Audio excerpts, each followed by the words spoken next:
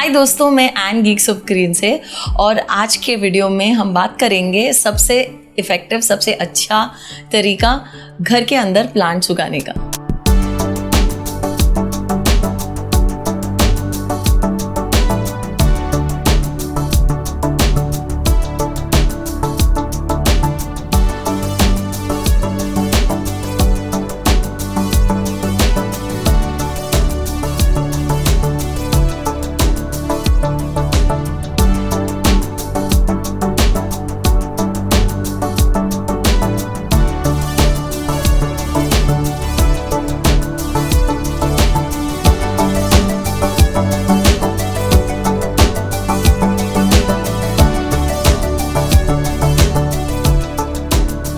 अब से ये चैनल हमारा हिंदी चैनल होगा। अगर आपको वीडियोस इंग्लिश में देखना है तो आप हमारे मेन चैनल पे जाके वीडियोस देख सकते हैं।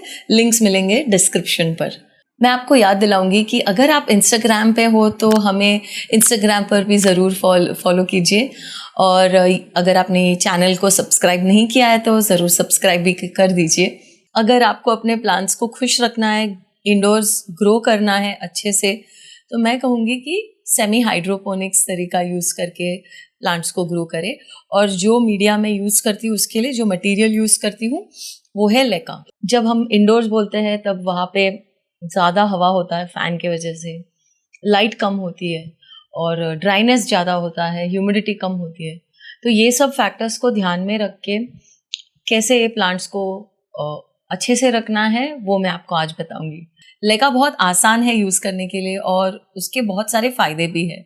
एक तो आपका पैसा बचता है, क्योंकि बाकी के ग्रैन्यूलेट्स के साथ अगर हम कंपेयर करें तो लेका थोड़ा चीप है, ज़्यादा मिलता है कम दाम में। अभी आजकल लोकल नर्सरीज़ में लेका बहुत आसानी से मिलता है, कम दामों में मिलता है।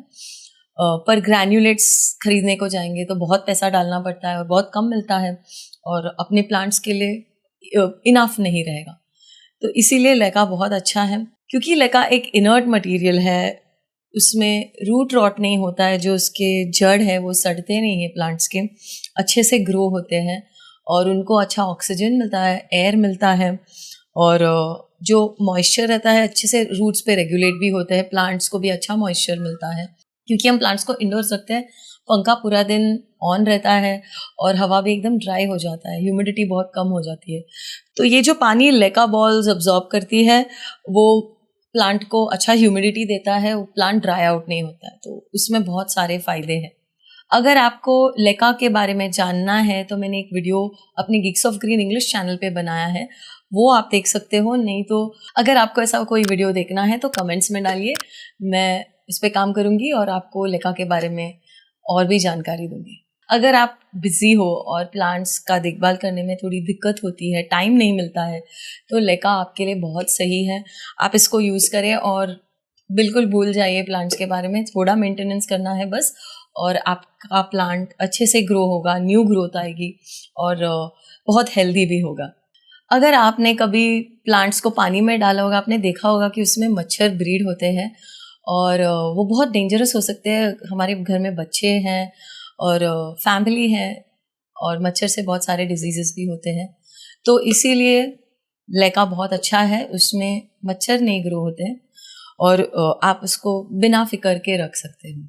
अब जब हम ग्रैन्यूलेट्स के बारे में बात करते हैं, ग्रैन्यूलेट्स न्यूट्रिएंट्स के साथ आते हैं, उसमें मिक्स्ड होता है न्यूट्रिएंट्स, पर बहुत एक्सपेंसिव होता है, तो पॉकेट के लिए अच्छा नहीं है।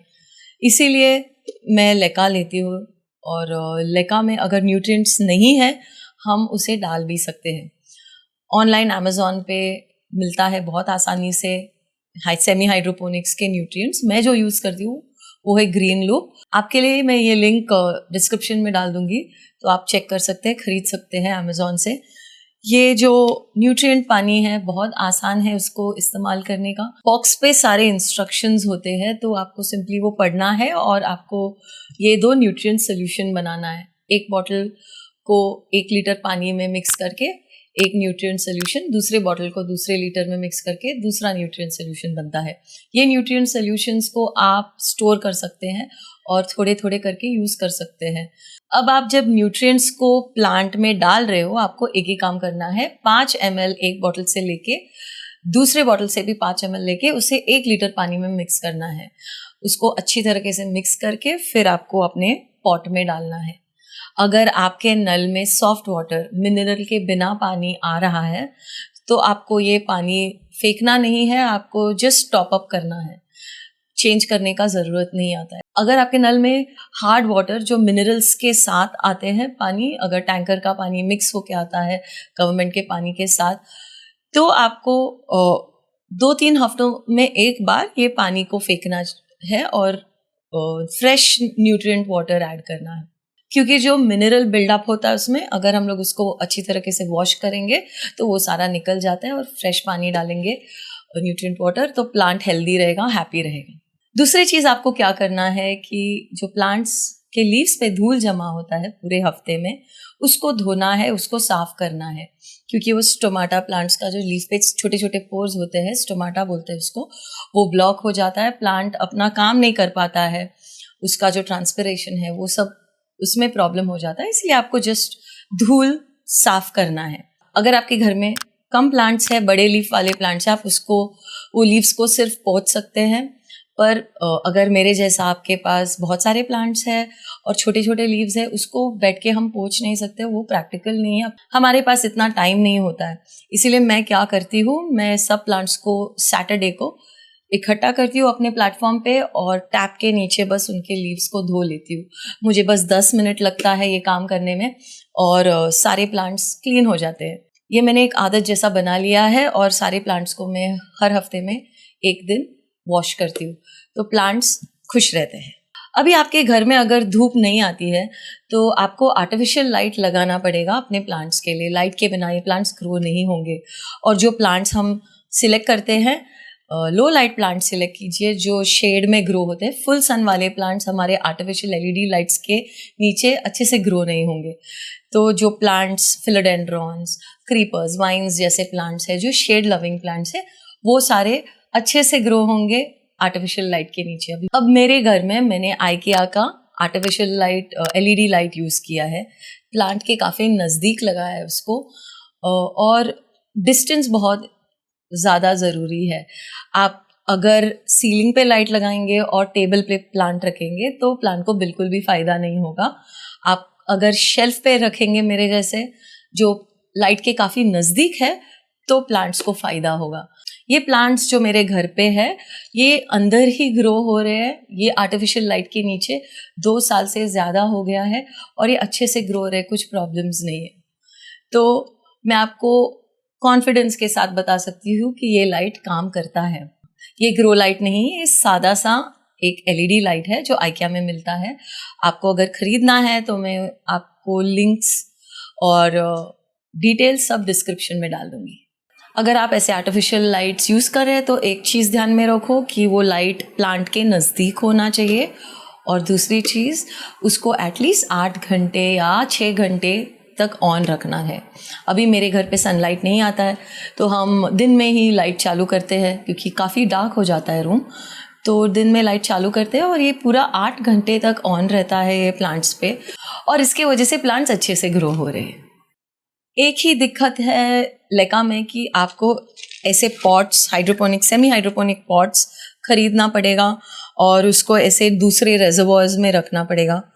तो ये थोड़ा प्रॉब्लमैटिक हो सकता है, थोड़ा कोई लोग कंप्लेन करते हैं इसके बारे में, पर मेरे लिए ये कोई प्रॉब्लम नहीं है, क्योंकि बेनिफिट्स बहुत ज़्यादा है। जो अच्छी चीज़ है वो बहुत ज़्यादा है।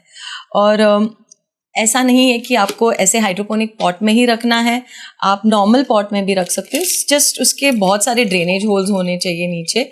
तो मैंने तो ये सिंपल प्लास्टिक पॉट में ही रखा हुआ है और ये काफ़ी अच्छे से वर्क होता है मेरे लिए। अगर थोड़ा मेहनत करेंगे पर उसका जो फल है वो बहुत ज़्यादा है। आई होप कि आपको ये वीडियो पसंद आया। अगर पसंद आया तो एक थम्स अप, एक लाइक ज़रूर दीजिए, हमें बहुत इनकरेज करता है। अगर आपने ये चैनल पे सब्सक्राइब नहीं किया तो सब्सक्राइब ज़रूर कीजिए और बेल आइकन दबाइए, क्योंकि आपको नोटिफिकेशंस मिलेगा जब भी मैं एक न्यू वीडियो अपलोड करूँगी। और अगर आपने मुझे इंस्टाग्राम पे फॉलो नहीं किया है तो फॉलो भी कीजिए ज़रूर।